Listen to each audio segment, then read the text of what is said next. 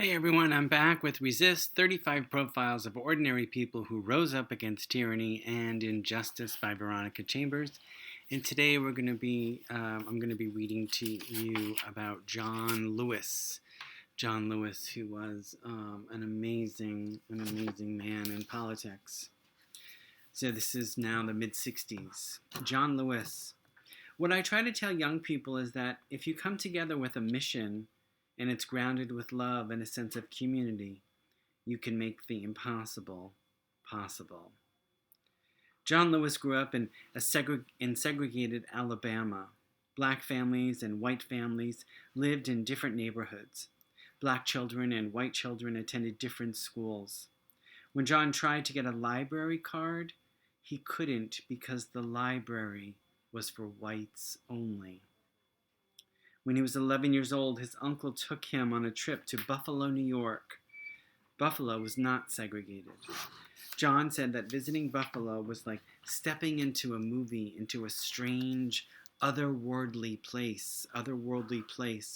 The sidewalks crowded with people, black and white alike, mixing together as though it was the most natural thing in the world. John went home to Alabama, but he was never the same. When John was in high school, the Montgomery bus boycott started by Rosa Parks and led by Martin Luther King Jr., was the talk of every diner table. For more than a year, blacks boycotted the buses, meaning they refused to ride them, because although they paid the same fare as white passengers, they were forced to sit in the back. John Lewis used the phrase good trouble to describe his form of nonviolent resistance. Roughly, good trouble means purposefully running afoul of the system to highlight that system's injustice. As a student at Fisk University, John found a lot of ways to get into good trouble. He helped organize what were called freedom rides.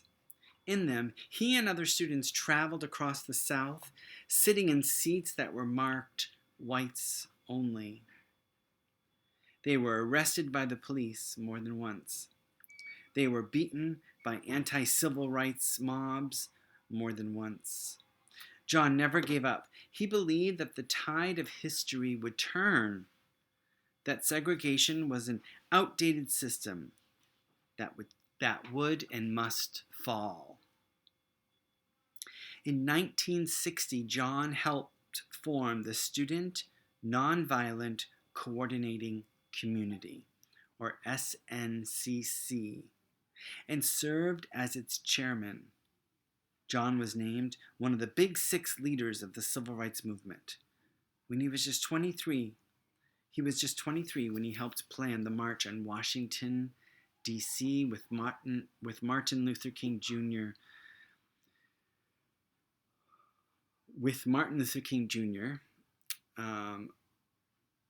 John was the youngest speaker to take the podium at this historic event.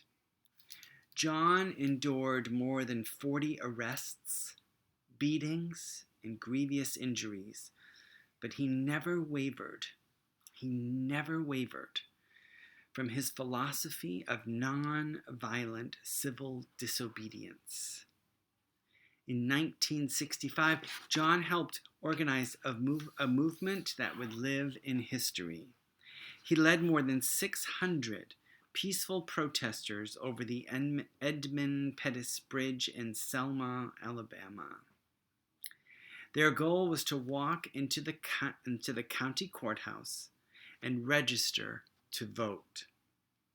On the other side of the bridge, Alabama state troopers were waiting. The peaceful protesters were beaten so badly that the day was called Bloody Sunday. The blood of people who had done no more than walk across the bridge poured into the streets. John knew that although the mobs and policemen who attacked the protesters seemed powerful, they were acting out of fear, and that the March for Equity would eventually beat that fear.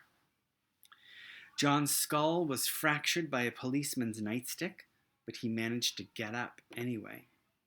Before he decided to check himself into the hospital, he went on TV and he begged President Lyndon B. Johnson to come to Alabama. He was hurt. He was in trouble. But it was good trouble. The world watched Selma through those cameras. Because of the protesters and the journalists who came out, the violent, unconstitutional tactics of segregation were exposed. Marching mattered. Holding up a camera to injustice matters. We can all do our part and get into what John calls some good trouble. Good trouble. Your lesson today is find a way to get in the way. What would you want to get into the way of in today's world? What do you think that would be worth not getting arrested, of course, but what would you do? What cause or what do you feel passionate about that you would protest or attend a rally or make a poster for or donate money for, if you could, something like that. What cause is making you tick right now, right? And what could you do to get in the way? What could you do to get in the way of that person or place or thing? All right. So that was John Lewis. I will see you very soon for the next one.